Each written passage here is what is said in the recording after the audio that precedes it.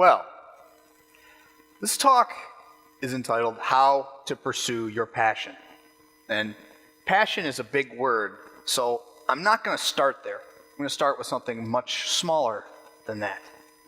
I'm going to start with a question. At Kettering University, I was at an author talk, as librarians are wont to do, and the author, Bob Casey, posed a question to the crowd that as a Michigander, I had never thought to ask, which is, why Detroit? Better put, why is it that the auto industry put down its most enduring and deepest roots in Detroit? I mean, the gasoline engine, the automobile itself, is a European invention. People will cite different factors that made Detroit amicable to that kind of an industry. Workforce that was already developed, industries and smelting that was already on course and going up, things like that.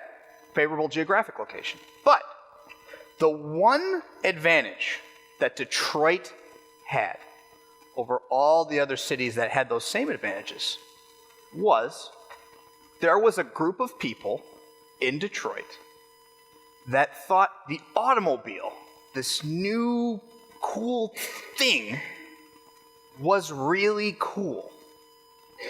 They were all interested in it. These were mechanics, these were engineers, these were race car drivers. And eventually, there became a critical mass of interest that led to passion, which led to the transformation of transportation as we know it today, and the world as we know it today. The same thing can be said of the personal computer. A bunch of hobbyists, a bunch of people who thought this device was really cool, developed an interest, developed a passion, and changed the world. Today, though, the pursuit of an interest is a lot different than it used to be. And it's very much related to the satisfaction of our lives as whether we can pursue our interests and how we pursue them. So the question that I want to answer today is, how do you become a professional amateur? How do you pursue your interests most effectively over time to lead to greater satisfaction in your life? How do you even find what your passions really are? And as I said, the environment in which we live today is very conducive to the taking on and developing of your personal interests. And I'm not even talking about digital resources, as is most cited when you think about things like this. In 2009, in just the United States alone, there were 9,000 public libraries that had over 815 million circs of different items. And from libraries around the country, you realize these collections are not just even books. There are power tools, there are art collections, there are music collections, musical instrument collections, all different sorts of things, all free and available to all their patrons. Further, these libraries offer programming, as my home library does and as our library does, that range from anywhere to poetry and writing to tomato canning. And I especially love the tomato canning one because it was delicious. And so we have all these options that we can pursue. And that's lovely, that's awesome. But on the other hand, we have all these options that we can pursue. So which one do we choose? And going even beyond that, it would be hard for me to imagine Henry Ford pursuing his beautiful efficiency of the Model T with Facebook, Twitter, and Foursquare all buzzing in his ear through his phone. So when you pursue an interest, how do you increase your chances of success no matter what you do? There's 3 things that you need to do. You need to plan, you need to assess, and you need to reflect. The biggest mistake that people make when planning to pursue an interest is that they don't take into account what they're actually doing. What you're doing when you build and pursue an interest is you are adding to your own personal narrative. You are writing your own story, hopefully for the better. And there is one thing that all stories across all cultures and peoples and really times have that is satisfying to people. They have a beginning, they have a middle, and they have an end. Unfortunately, when you pursue an interest, the most ideal position is to have no end, is to constantly be challenging yourself, constantly growing. So oftentimes we'll have a great start, then we flounder a little bit in the middle, and then we never make a decision at the end, where you just let it slide off to the side. Sketchbooks lay unfinished and dusty, poetry lays unwritten in books, and so on. So when you start an interest and when you start planning, remember that endings are satisfying. And what you're trying to do, as well as add to your own narrative, is to build a habit. So when you do that, you need to do so with the ending in mind already. And you need to make sure that that ending is not so far off that you become discouraged, you become distracted, and then not even that you fail, it's just you never make the choice even to fail, which is way worse than failing. So that's the first thing, remembering that it's a marathon rather than a sprint. And marathon is something I know about because I actually ran my first marathon in Detroit a little while ago. And I remember in high school, and really in every grade that I ever have been in, I've never been particularly fit. I wasn't winning any presidential fitness awards in elementary school. But in high school, I managed to train and run a 5K. And 3.2 miles was huge. I mean, that was a long way. Then I thought, well, if I can run 3.2 miles, then maybe I can run a 10K. And then maybe if I run a 10K, then I can run a 25K. I mean, that's not really that much further, right?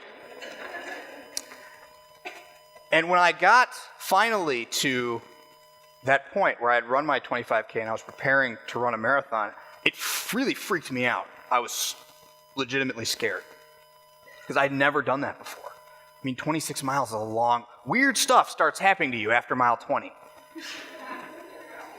And no trainer will ever tell you to do this, but to assuage my fear, 2 weeks before the marathon, I planned to run the full length just here in Grand Rapids by myself. And I planned everything out. I planned my food. One thing that's great about long distance running is you get to combine your interests of extreme physical exertion with your interest of eating tons and tons of sugar. Planned it out, called a friend into town, so if I needed to be scraped off the pavement, I could be scraped off the pavement. And I went in the morning and I went. And it was one of those runs where everything went wrong. Everything that can go wrong went wrong. And in fact, my friend had said, "Yeah, at mile 9, you looked really good. You were rolling. At mile 19, you looked like that Robert Kirkman book. I looked like The Walking Dead." "Yeah, you looked like The Walking Dead. That's what you looked like." But I finished it, which to me was a huge accomplishment. But after the run, I had gotten into the habit of writing down my reflections of each run. What worked, what didn't, what I needed to improve on. Running doesn't seem to be that complicated, but relatively speaking, it kind of is. And through those reflections, I was able to improve from that huge, crazy run to my actual marathon, to the point where I knocked an hour off my time from that run to the next run. Obviously, it was still slow, because my feet are flat, thanks, Dad. But that leads me to my second point, is you constantly reflect and and when you reflect, you need to get your ideas outside yourself. Because an idea in your head is really not worth that much. But when you put it on paper, when you get it out there, when you talk to people about it, you can look at it objectively, and it becomes much more valuable to you. Further, it actually helps you remember what your goals are and whether you're actually working towards those goals. And you might think, well, obviously I can remember what my goal is, but how many of us can even remember what we had for dinner last Thursday? And I know I can't, and I even prepared the talk. And the great thing, though, that people never think about when they talk about interests, and they never think about when they talk about passion, or trying things, or failure, is after that run, I'd accomplished my goal, and I could step back and say, do I really want to do this anymore? Do I mind having huge swelled up hobbit feet after a run? And I can make that decision consciously. And I can't tell you what's going to make you happy. I cannot do that. But I can tell you what's going to make you miserable is lack of agency. Thinking that you didn't have the power or you just let it slide. Instead of making a conscious decision, should I go right or should I go left? And when you pursue interests, the examples that people give you is, oh, well, this guy started a computer company out of his garage. This guy messed with an engine and changed the world. But even interests that don't lead to that can improve your lives drastically. So, for instance, I love to draw. I've loved to draw since I was a kid. And one of the books that my folks gave me when I was real little was How to Draw Comics the Marvel Way. And it was a seminal experience in my life. Seriously. Because it taught me that drawing wasn't some magic trick like I thought it was. Drawings are built. So, for example, my face as an image is fairly complicated. There's lots of stuff going on, right? Obviously. And I can't, to this day, I still can't draw just this. I can't just do that straight up. But I can draw an oval, though. That's not complicated. And, well, if I draw an oval, then if I draw a little crossbar, then I can kind of figure out where to put an eye. And an eye is not that complicated. And then, well, the ear goes here, and then before you know it, you have your completed picture. And I can't demand that you write the great American novel. And I can't demand that you be brilliant artists or thinkers or inventors. But I can demand that you write 50 words. I can demand that you mess with that frame a little and see how you like it. I can demand that you live your dreams brick by brick, as all dreams, interests, and passions are lived.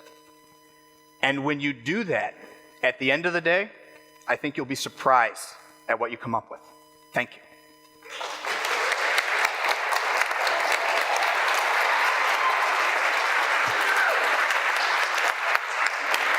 Thank you.